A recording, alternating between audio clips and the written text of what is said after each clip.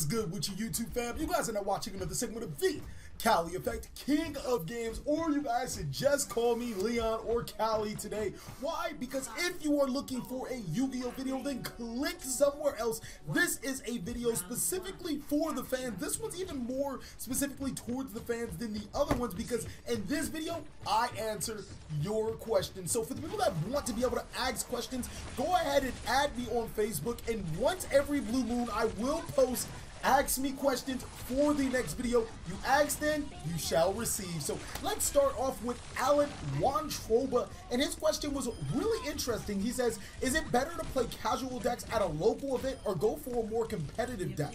I asked this because not all players at local events play competitive decks and may feel like coming back to a local event again in future events. While I do understand and I see why you wouldn't want to play a competitive deck, because if everybody's playing competitive deck, it isn't fun. But in their defense, it's also not fun to lose. So you have to ask yourself some serious questions. The first biggest question is, do you want to win? And if you do want to win, you have to give yourself the best available cards to give yourself to win, which would probably be amongst the lines of playing a competitive deck. I wouldn't think too much for everyone else, because at the end of the day, they don't get you packs of sleeves, store credit, and other cards. You do, but at the same time, you don't want to come in there and be a complete dick. So my personal opinion, I play what I like, mainly because, you know, I have videos to make, but more so if I were playing in any type of event just to play, to be a player, I'd probably be playing something close, very close to competitive, if not borderline competitive or competitive. I would stay definitely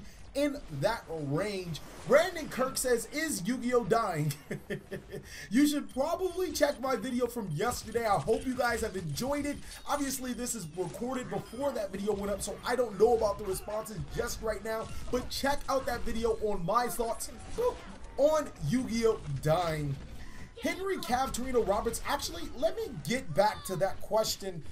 Because even that video doesn't really, like, I mean, it answers the question, but it doesn't. Around this time of the year, people always tend to stop playing Yu-Gi-Oh! And go to a different card game, or stop because of life circumstances, money circumstances, whatsoever. But more often than not, most of those players return back to Yu-Gi-Oh! This is just the time of the year where everybody quits playing Yu-Gi-Oh!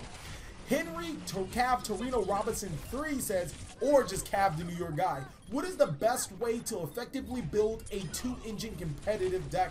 Well, I did expect less Yu-Gi-Oh! Questions. I mean, hey, I'm not here or above these Yu-Gi-Oh! Questions. I'm here to answer them. The best way to build a 2-engine competitive deck is to first figure out what both decks have in common with each other to make them mesh well. For example, True Draco is a really good deck, but how would I be able to mesh it with Zodiac? Well, that's where it comes in with the most important card from True Draco, Dragonic Diagram, and one of the really good cards in Zodiac Ram Ram. Dragonic Diagram destroys cards, which Zodiac Ram Ram will gain its effect as well, to search True Draco cards. That is one good example of two decks meshing really well. I really want to put emphasis on finding a point where both of those decks will meet at a certain specific combo, and then you branch off from there. I guess another good example would be Wind Witch in Invoked. I don't think it's like the best of ideas, but more often than not, it's a deck full of spellcasters, which is easily abusable by Wonder Wand and Spellbook of Knowledge. The Invoked engine is very small, so you can throw a Wind Witch engine in there. But more importantly, Crystal Wing is a very strong card paired with Makaba, so if you can figure out your Gofu problem, or I'm sorry, your Decode Talker problem, then being able to summon both of those monsters at the same time, it's really saucy. Aaron Ainsworth said some football vids would be dope. And he didn't necessarily restructure his question, because that's not a question. I'm just going to go ahead and say, do you think you can make football videos? Now, I am working on the football videos. My boy Justin, he actually just got a GoPro. So when we did take it to the field, and when I was saying I was balling, bruh, balled out. 4 catches, 80 yards. I think they targeted me in coverage like 3 times. No catches allowed, so I had a pass deflection. Dude actually beat me up top on the route. He ran a sluggo route, and it wasn't like I fell for the slant. He came into the slant, I saw the slant, and then we posted up for the go. So first the kid was faster than me, which shouldn't have mattered because I had a good 7 yards on top of him. But I turned so slow on my hip movement, the quarterback was just like, oh shit. free 6. And he threw it to him. I wound up recovering, slamming the ball out of his hands. I was like, nah, no flex, zone. Another time I was tested was again on, I don't want to say a go route, or it was a go route, but it was a combination route. It was a fake screen go, and my guy, he ran the screenplay and he ran underneath, expecting me to pursue him, and I was like, fuck no. My linebacker's responsibility is to pursue him. Let me take this guy that's trying to come block me. I saw he had no intentions to block me and he was running a go. I just turned my hips and I ran with him. Ball did come that way still, and I should have picked it off, but I didn't hear nobody call ball because the ball literally landed in the position for me to turn back and get it. The next question is by Keith Nazaro, and he had to reword his question, and it is there an update to Gladiator Beast decks or ever a better way to run them? And the answer to that question is once Gladiator Beasts get their new Link Monster, it will make the deck a lot better, and I plan on actually doing some type of deck profile for it, but as of right now, Gladiator Beasts are a dying breed. It's not that great of a deck. That's pretty hindered by just about everything. I actually might look into it just a little bit right now, but I don't think it's that good of a deck right now. Christopher Ristic says, what is your golden rule? And I really had to sit down and like think about this because I never really thought I had a golden rule, but I think I do. My golden rule is just live, bro. I mean, think about it. We only have so much time in this world. Most of it is spent working, most of it is spent sleeping. So when the time that you do get to yourself, do whatever you want to do. Hell, if you ask me if your job isn't something that you enjoy, quit it because that's your life. You know what I mean? So I really feel that if I had a golden rule, it would be live your life how you were supposed to live your life. Hey, I'm not condoning going out there and doing some stuff that you're not quote unquote supposed to, but if that's what makes you happy, do what's happy. Do what makes you happy, bro. I'm a firm believer in that. Leo Chip Marquina says, is Spellbooks going to be meta again with knowledge and the new Link Monster, and how do you join Rich Gang? Alright, so first, I'm going to answer the first question. Unfortunately, I don't feel that Spellbooks will be a competitive deck once the new Link Monster comes out, but I think it might be a very viable deck with the new Link Monster. It actually really is interesting to see how the deck will formulate its way out. I'm very interested in making some sort of deck profile when the new Link Monster comes out. The next question is how you join Rich Gang. First of all, you gotta find a way to get Leo back into playing Yu-Gi-Oh! If you guys could get Leo Chip Marquina right there, you guys can see him, add him on Facebook, talk to him back into Yu-Gi-Oh! I will strongly consider you joining Rich Gang. Lawrence A. Lowe says, what's your take on the Dragon Ball Super card game in comparison to Yu-Gi-Oh? That's a really good question, and I don't think that you can compare both card games. They're both good in their respective right. Yu-Gi-Oh does have the longevity on its side, and Dragon Ball, as a franchise for card games, is something that's been continuously failing over and over again. But now, since I believe it's Bandai taking over the company, I think that Dragon Ball Super looks like a really interesting game. If I were to have to choose between one or the other, I would stick to Yu-Gi-Oh! But Dragon Ball Super is a really good game. Jared Baldwin says, how hot do you like your tamales? Now, this is a question. Also, if you could play one deck for the rest of your life, what would it be? So the first question, if you got some tamales, bro, send them my way. I don't know why you holding the tamales back from your boy. But I don't know, I like really spicy food. Spice is my favorite type of food, so I like my tamales pretty fucking spicy. And if they're not spicy, I'll put some hot sauce on that bitch. The next question is, if I could play one deck for the rest of my life, I would have to say Shadow. And the reason why I say Shadow is because it's so versatile. You can mix it with so many other decks. It'll probably keep me,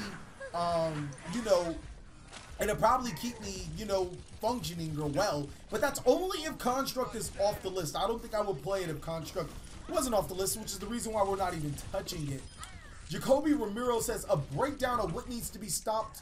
Okay, that's obviously not a question, so we're just gonna, that's not even gonna pop up. Rodney Furman says, you still rocking Shiranui? And my answer to that question is no, no, no, no. no.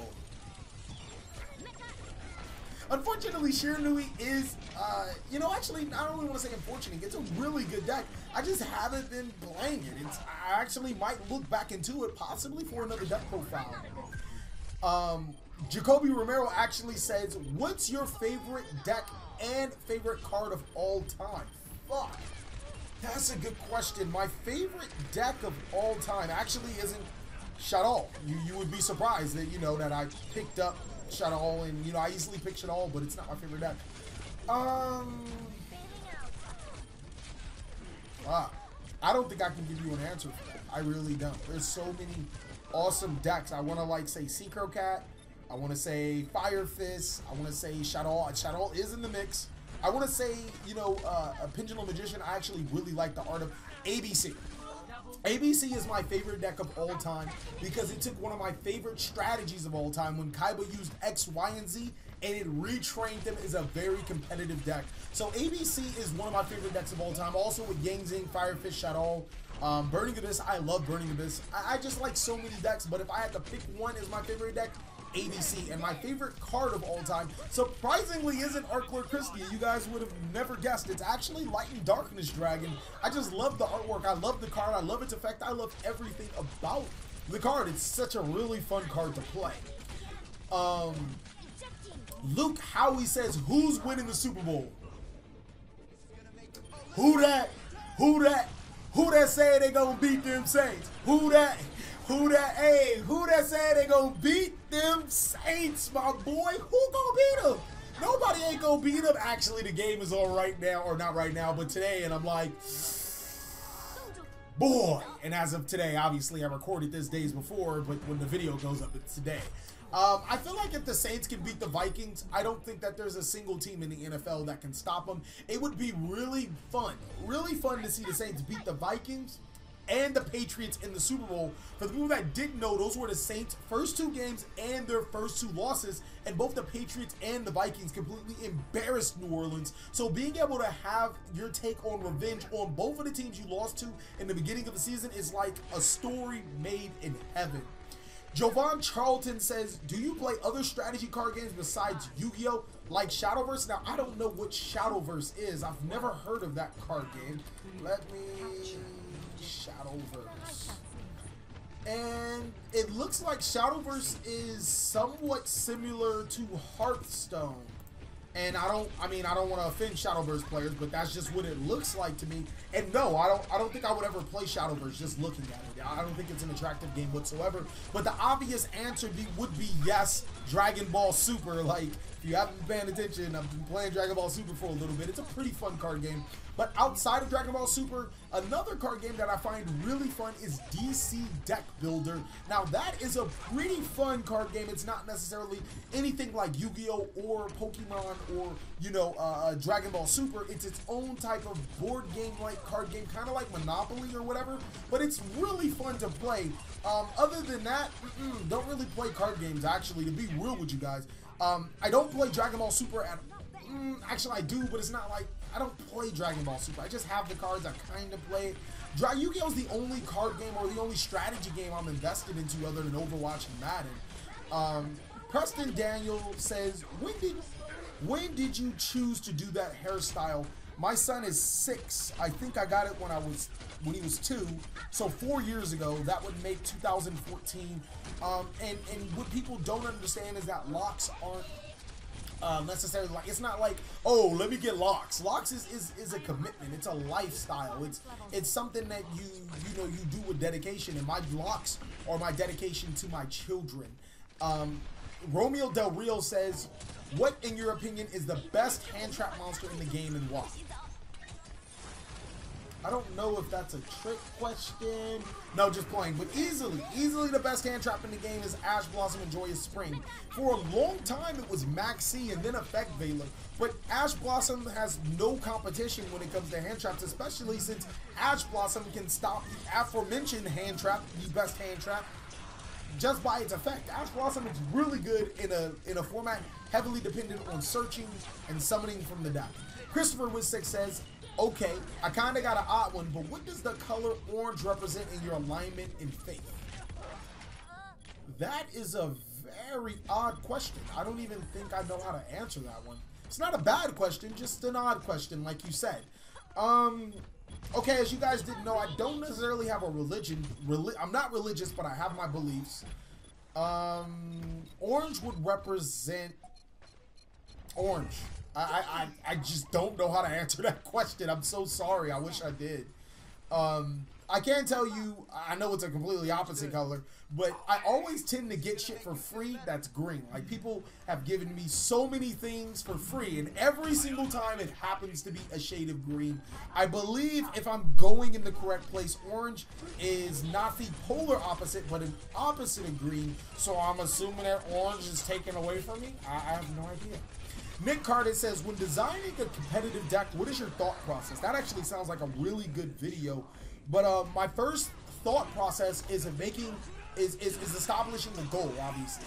I want the deck, obviously, to be able to perform a specific function, which would be my game winner, something that would win me the game. The next most important thing is how consistently can I make that board, especially under the opponent's applications, such as, you know, Ash Blossom, Drolling Lock, etc., whatever their board makes. That's the first two components of making a really good competitive deck. The next component is what can you do to fuck over your opponent.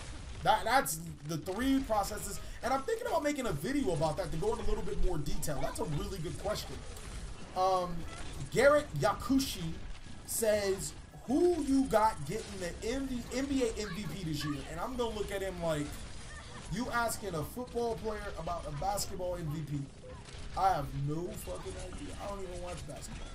I can tell you what, my two favorite players of all time, LeBron James, Kobe Bryant. Now, LeBron James won me over. I don't know how the fuck he did it. Maybe it's because he likes Kendrick Lamar. Maybe it's because he actually helps the community. But LeBron James is easily my favorite player. And if he's in the running, which he normally is, he's taking the team to the finals every fucking year, then he should get MVP. There's no more player more valuable than the player that takes your team to the finals every year. Come on now. Like, he's been in how many straight finals? Out of here. And the last question is by Efren Ruiz. Why do you stay into Yugioh? You guys keep me into Yugioh. That's a simple question. I think that, you know, the bonds and the friendships that I've made over time, even more importantly, just being able to make content for you guys are the reason why I stay in Yugioh. It's a pretty fun game. It's been a pretty fun trip. I was actually going to quit. MetaMats came and scooped me back up, and now we're here. Thank you guys so much for watching another segment of the TheCalieffect. I know I fucking rock as Diva. I'm such a fucking savage. Diva and Sombra are my new mains. If you guys want to support the #1 channel, check out my Patreon. But until then, I'll catch you guys on the next video.